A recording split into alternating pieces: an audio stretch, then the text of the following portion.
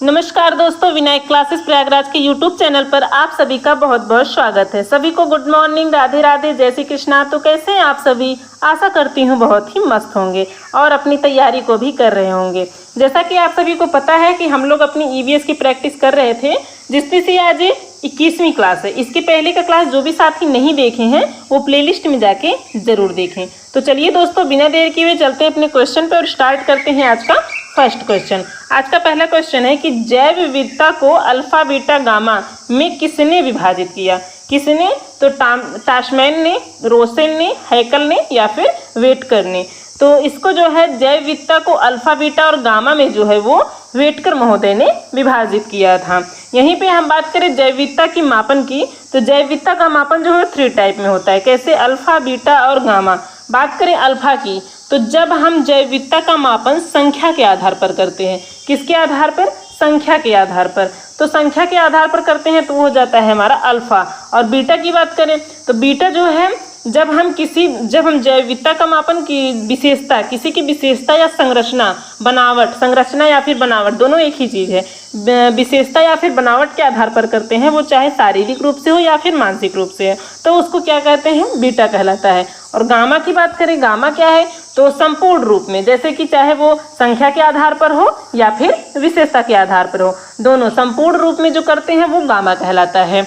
इसका answer option number D हो जाएगा कि जैव विविधता को अल्फा बीटा गामा में वेटकर महोदय ने विभाजित किया है। अगला क्वेश्चन है कि ब्रज क्षेत्र का प्रसिद्ध लोकगीत कौन सा है? विरहा, रसिया, आल्हा या फिर चैती? किसका पूछा है? ब्रज क्षेत्र का। इसका आंसर हो जाएगा ऑप्शन नंबर बी, रसिया। ब्रज क्षेत्र का जो है वो प्रसिद्ध लोकगीत कौन सा है? रसिया है। रसिया जो है मथुरा, वृंदावन, गोवर्धन, इन सभी क्षेत्रों में जो है वो प्रचलित है। यहाँ पे बिहार की बात करें और चैती, बिहार और चैती ये दोनों को दोनों जो है वो उत्तर प्रदेश के कहाँ पे? पूर्वांचल में, उत्तर प्रदेश के पूर्वांचल में प्रसिद्ध हैं। आल्हा जो है ये उत्तर प्रदेश के बुंदेलखंड में, कहाँ पे? बुंदेलखंड में प्रचलित है। उत्तर प्रदेश के बुंदेलखंड में जो है वो आल्हा प्रचलित है। इसका आंसर ऑप्शन नंबर बी हो जाएगा। नेक्स्ट क्वेश्चन है कि संविधान के निर्माण हेतु संविधान सभा का विचार निम्नलिखित में से किसने प्रस्तुत किया है? तो स्वराज पार्टी ने, कांग्रेस पार्टी ने, मुस्लिम लीग ने, सर्वदलीय सम्मेलन ने। तो संविधान के निर्माण हेतु संविधान सभा का विचार जो है वो किसने प्रस्तुत किया? स्वराज पार्टी ने। ऑप्शन नंबर ए इसका सही हो जाएगा कि स्वराज पार्टी ने इसको सबसे पहले प्रस्तुत किया था। कब किया था? 1934 ईस्वी में। और एम एन राय ने, किसने? एम एन राय ने 1934 को इसको लेकर के सबसे मजबूत सहमति दी थी। और इसकी स्थापना की बात करें तो इसकी स्थापना कब हुई थी? 1 जनवरी 1923 ईस्वी को इसकी स्थापना हुई थी। मुख्य संस्थापक के तौर पर कौन जाने जाते हैं? तो मुख्य संस्थापक के तौर पर चित्तरंजन दास मोतीलाल नेहरू जी जाने जाते हैं। इसका आंसर ऑप्शन नंबर ए हो जाएगा। नेक्स्ट क्वेश्चन पे आते हैं। अगला क्वेश्चन है कि श्वसन क्रिया में वायु के कौन से घटक की मात्रा में कोई परिवर्तन नहीं होता है? कार्बन डाइऑक्साइड में, ऑक्सीजन में, जलवाष्प में या फिर नाइट्रोजन में? तो इसका आंसर हो जाएगा ऑप्शन नंबर डी, नाइट्रोजन में। हम सभी के शरीर में सिर्फ उन्हीं गैसों का इस्तेमाल होता है जो मनुष्य के हीमोग्लोबिन में घुल जाती है। लेकिन नाइट्रोजन जो है ये एक ऐसी गैस है जो कि ये मनुष्य के हीमोग्लोबिन में नहीं घुलती है। तो ऐसी गैस जो मनुष्य के हीमोग्लोबिन में नहीं घुलती, हमारे शरीर में ऐसी गैस का कोई इस्तेमाल नहीं होता है। इसका आंसर ऑप्शन नंबर डी हो जाएगा, नाइट्रोजन। ये हमारे हीमोग्लोबिन में घुलनशील नहीं है। वायुमंडल की बात करते हैं नाइट्रोजन की, तो ये नाइट्रोजन जो है वायुमंडल की सबसे बड़ी गैस है। और कितने प्रतिशत मात्रा में पाई जाती है? तो 78% पाई जाती है।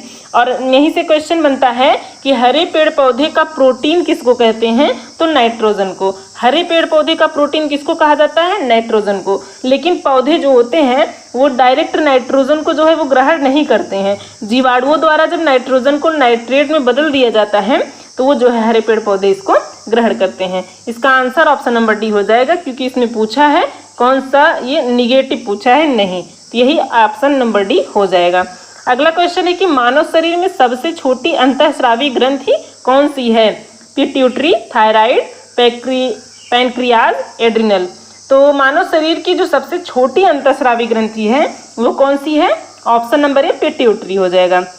पिट्यूटरी को जो है इसको हम और क्या कहकर पुकारते हैं, इसको जो है पीयूष ग्रंथि भी कहते हैं, पीयूष ग्रंथि के नाम से भी इसको जाना जाता है। इसका रंग कौन सा होता है, तो भूरा लाल रंग का ये होता है। आकार की बात करते हैं तो आकार कैसा होता है, आकार जो है वो गोल होता है।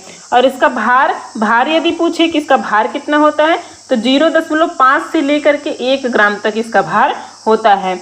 व्यास तो 1 से लेकर 1.5 सेंटीमीटर तक इसका व्यास होता है। इसका आंसर ऑप्शन नंबर ए हो जाएगा पिट्यूटरी। नेक्स्ट क्वेश्चन पे चलते हैं और इसी में बात करते हैं कि इसको जो है हार्मोन और इसके हार्मोन कई अंतःस्रावी ग्रंथियों को नियंत्रित करते हैं। अगला क्वेश्चन है कि पौधे के द्वारा ली जाने वाली नाइट्रोजन का रूप है, किसका, नाइट्रोजन का पूछा है कि पौधे के द्वारा ली जाने वाली नाइट्रोजन का रूप है नाइट्रिक अम्ल, क्लोराइड, नाइट्रेट या फिर ऑक्साइड। तो पौधे के द्वारा ली जाने वाली जो नाइट्रोजन का रूप है वो कौन सा है, ऑप्शन नंबर डी, नाइट्रेट। अभी हम पिछले क्वेश्चन में आपसे बात किए हैं इस टॉपिक पे कि जो है पौधे के द्वारा जो है नाइट्रोजन डायरेक्ट ग्रहण नहीं किया जाता है, पौधे नाइट्रोजन को सीधे ग्रहण नहीं करते हैं। जब जीवाणुओं द्वारा नाइट्रोजन को नाइट्रेट में बदल दिया जाता है तब उसको ये ग्रहण करते हैं। इसका आंसर ऑप्शन नंबर डी हो जाएगा, नाइट्रेट। और नाइट्रोजन का स्थिरीकरण, इसको यदि पूछे तो जीवाणुओं द्वारा जो है वो नाइट्रोजन का नाइट्रेट में बदलने की प्रक्रिया जो होती है वही क्या कहलाती है, नाइट्रोजन का स्थिरीकरण। ये एग्जाम में पूछा हुआ क्वेश्चन है। और जीवाणु जो है वो सबसे ज़्यादा पाए कहाँ जाते हैं, तो वो दलहनी फसलों की जड़ों में पाए जाते हैं। और नाइट्रेट का जो है ये कार्य या भूमिका पूछ ले कि नाइट्रोजन का कार्य या भूमिका क्या होता है, तो हरे पेड़ पौधों की वृद्धि विकास, ये नाइट्रेट का जो है वो कार्य या भूमिका होता है। नेक्स्ट क्वेश्चन पे चलते हैं। अगला क्वेश्चन है कि भारतीय घास एवं चारा अनुसंधान संस्थान स्थित है कहाँ पे, बीकानेर में, जबलपुर में, भोपाल में या फिर झांसी में। तो भारतीय घास एवं चारा अनुसंधान संस्थान ये कहाँ पे स्थित है, ये झांसी में। ऑप्शन नंबर डी इसका सही हो जाएगा कि भारतीय घास एवं चारा अनुसंधान संस्थान झांसी में स्थित है। इसकी स्थापना कब हुई थी, इसकी स्थापना 1962 ईस्वी में हुई थी। और झांसी में इस संस्थान की स्थापना करने का मुख्य कारण क्या था, तो यहाँ पर जो है सभी प्रकार की प्रमुख घासें पाई जानी है। यहाँ पे सभी प्रकार की घासों का पाया जाना ही इसकी स्थापना का मुख्य कारण था, इसलिए यहाँ पे इसकी स्थापना की गई थी। इसका आंसर डी हो जाएगा। नेक्स्ट पे आते हैं। अगला क्वेश्चन है कि पर्यावरण से संबंधित सूचनाएं निम्नलिखित में से कौन सा नहीं है, निगेटिव पूछा है, कौन सा नहीं है। प्राकृतिक संसाधन, जैविक अधिवास, पर्यावरण के आधारभूत कारक या फिर तकनीकी स्तर। तो यहाँ पे प्राकृतिक संसाधन में कौन से आते हैं, तो जल हो गया, मृदा, पठार, मिट्टी, ये सब जो हैं ये सब क्या हो जाते हैं, जल, पर्वत, पठार, मिट्टी, ये सब जो है वो प्राकृतिक संसाधन के अंतर्गत आते हैं। जैविक अधिवास की बात करते हैं तो इस पृथ्वी पर सभी प्रकार के जो सजीव हैं ये वास्तव में पर्यावरण की प्रकृति या फिर पर्यावरण की प्राकृतिक चीजें मानी जाती हैं। जैसे कि इसमें से क्या हो जाएगा एग्जाम्पल, पशु पक्षी हो गए, पेड़ पौधे हो गए, मनुष्य हो गया, सूक्ष्म जीव हो गए इत्यादि, ये सब जो है वो जैविक अधिवास के अंतर्गत आते हैं। और पर्यावरण के आधारभूत कारक, इन्हीं दोनों को संयुक्त रूप से, प्राकृतिक और जैविक, इन्हीं दोनों के संयुक्त रूप से जो है इसको क्या कहते हैं, वो पर्यावरण के आधारभूत कारक कहलाते हैं। तकनीकी स्तर, पर्यावरण से संबंधित सूचनाएं इस निम्नलिखित में से कौन सा नहीं है, तो यही ऑप्शन नंबर डी इसका सही हो जाएगा। तकनीकी स्तर ये नहीं है, ये पर्यावरण के अंतर्गत तो आती हैं लेकिन पर्यावरण से संबंधित जो मुख्य सूचनाएं होती हैं ये इसके अंतर्गत ये नहीं आती हैं। ऑप्शन नंबर डी इसका सही हो जाएगा। नेक्स्ट क्वेश्चन पे चलते हैं। अगला क्वेश्चन है कि उत्तर प्रदेश सरकार द्वारा पहली बार उत्तर प्रदेश दिवस किस वर्ष मनाया गया था, 2015 में, 2018 में, 2016 में या फिर 2019 में। तो यूपी सरकार द्वारा पहली बार आधिकारिक रूप से यूपी दिवस की स्थापना जो है वो कब मनाया गया था, उत्तर प्रदेश दिवस कब मनाया गया था, 2018 में। इसका आंसर ऑप्शन नंबर बी हो जाएगा। कब मनाया गया था, 2018 में। यह आयोजन जो है उस समय के तात्कालिक राज्यपाल कौन थे, राम नाईक जी, इनके प्रस्ताव पर शुरू किया गया था। और पहला समारोह जो है वो 24 जनवरी 2018 को आयोजित किया गया था। और इसका कारण क्या था, तो इसी दिन जो है 1950 में तात्कालिक संयुक्त प्रांत का नाम बदलकर, उस समय इसका नाम क्या था, तो संयुक्त प्रांत था, इसका नाम बदलकर आधिकारिक तौर पर क्या रखा गया, उत्तर प्रदेश किया गया था। और उद्देश्य इसका ये करने का उद्देश्य क्या है, तो राज्य की संस्कृति, सेल्फ धरोहर का उत्सव मनाना और विकास को बढ़ावा देना इसका उद्देश्य था। इसका आंसर ऑप्शन नंबर डी हो जाएगा 2018। अगले क्वेश्चन पे चलते हैं। अगला क्वेश्चन है कि अधिकांश प्राणियों की जीवित पदार्थ का लगभग 80% पदार्थ है प्रोटीन, कार्बोहाइड्रेट, वसा या फिर खनिज। तो अधिकांश प्राणियों के जीवित पदार्थ का लगभग 80% पदार्थ जो है वो कौन सा है? प्रोटीन। तो हमारे शरीर में वृद्धि और विकास के लिए किसकी आवश्यकता होती है? प्रोटीन की आवश्यकता होती है। प्रोटीन जो है वो प्रचुर मात्रा में किस में पाया जाता है? तो किस में पाया जाता है? वो सोयाबीन में पाया जाता है। किस में? सोयाबीन में। और सोयाबीन के उत्पादन में सबसे अग्रणी राज्य कौन सा है? तो वो भारत में कौन सा हो जाएगा? वो मध्य प्रदेश हो जाएगा। कौन सा?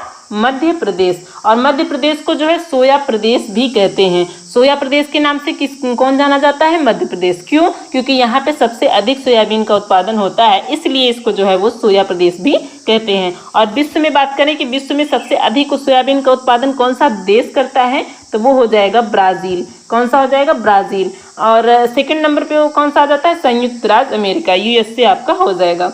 और यहीं पे हम बात करते हैं कार्बोहाइड्रेट की। तो शरीर को ऊर्जा देने वाला जो भोजन होता है वो कौन सा होता है? वो कार्बोहाइड्रेट होता है। कार्बोहाइड्रेट जो होता है वो हमारे शरीर को अस्थायी ऊर्जा देता है। क्या देता है? अस्थायी ऊर्जा।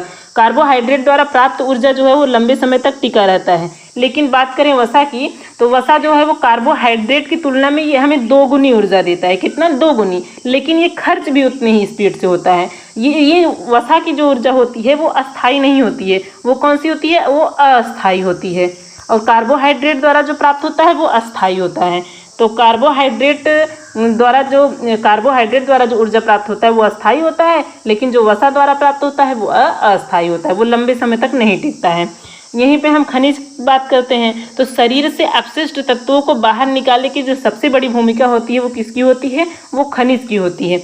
यूपी टेट में आया हुआ क्वेश्चन है कि सूक्ष्म पोषक तत्व किसको कहते हैं? तो किसको कहते हैं? खनिज को कहते हैं। सूक्ष्म पोषक तत्व खनिज को कहा जाता है। इसका आंसर ऑप्शन नंबर ए हो जाएगा प्रोटीन। अगला क्वेश्चन है कि कौन सा कथन सही है? सही पूछा है, कौन सा कथन सही है? इन चारों में कौन सा है जो कि सही है? पारादीप पश्चिम बंगाल में है, हल्दिया उड़ीसा में है, मरमुगाओ कर्नाटक में है, कांडला गुजरात में है। इसमें से 3 तो गलत हैं और 1 सही है। कौन सा है वो देखते हैं। पारादीप जो है वो पश्चिम बंगाल में है, ये गलत है। पारादीप पश्चिम बंगाल में नहीं है। तो पारादीप कहाँ है? तो पारादीप जो है वो उड़ीसा में है। कहाँ पे? उड़ीसा में। हल्दिया की यहाँ पे बात करते हैं। हल्दिया जो है उड़ीसा में है, नहीं, ये भी गलत है। हल्दिया उड़ीसा में नहीं है। हल्दिया कहाँ पे है? वो पश्चिम बंगाल में है। कहाँ पे? पश्चिम बंगाल में। हल्दिया जो है वो पश्चिम बंगाल में है। मरमुगाओ की बात करें तो मरमुगाओ कहाँ है? ये कर्नाटक में, ये भी नहीं है। मरमुगाओ कर्नाटक में नहीं है, ये भी गलत है। तो मरमुगाओ कहाँ है? ये गोवा में है। कहाँ पे? गोवा में। मरमुगाओ गोवा में है। कांडला गुजरात में है, ये सही है। कांडला जो है वो गुजरात में है। सही ही पूछा है इसमें हमारा, तो ऑप्शन नंबर डी इसका सही हो जाएगा। कांडला जो है वो गुजरात में है। इसका आंसर ऑप्शन नंबर डी हो जाएगा। नेक्स्ट क्वेश्चन पे आते हैं। अगला क्वेश्चन है कि पारिस्थितिकी प्रकृति की संरचना एवं प्रकार का अध्ययन है, यह कथन किसका है? तो रेटर का, अरस्तु का, यूजिन ओडम का, अर्नेस्ट हैकल का। तो पारिस्थितिकी प्रकृति की संरचना एवं प्रकार का अध्ययन जो है ये कथन किसका है? Option number C Eugene Odum का। यूजिन ओडम का ये है। इनकी एक प्रसिद्ध पुस्तक है, वो कौन सी है? उसका क्या नाम है? तो हो जाएगा फंडामेंटल ऑफ इकोलॉजी, जो प्रकृति की गत्यात्मक इकाई है। यह प्रेरित करता है किसको? तो ये प्रेरित करता है जैविक और अजैविक को। किसको? जैविक और अजैविक को। और जैविक और अजैविक की दोनों आपस में क्या करते हैं? तो ये आपस में अंतःक्रिया करते हैं। जैविक और अजैविक की जब अंतःक्रिया होती है तो निश्चित तौर पर क्या निर्मित होता है? तो निश्चित तौर पर क्या निर्मित होता है? पारिस्थितिकी तंत्र। और यहीं पे पूछता है, क्वेश्चन बनता है कि पारिस्थितिकी शब्द का सर्वप्रथम प्रयोग किसने किया था? तो अर्नेस्ट हैकल महोदय ने किया था। और पारिस्थितिकी तंत्र का जो है वो किसने किया था? तो वो एजी टांसले ने किया था। इसका आंसर ऑप्शन नंबर सी हो जाएगा। चलिए नेक्स्ट पे आते हैं।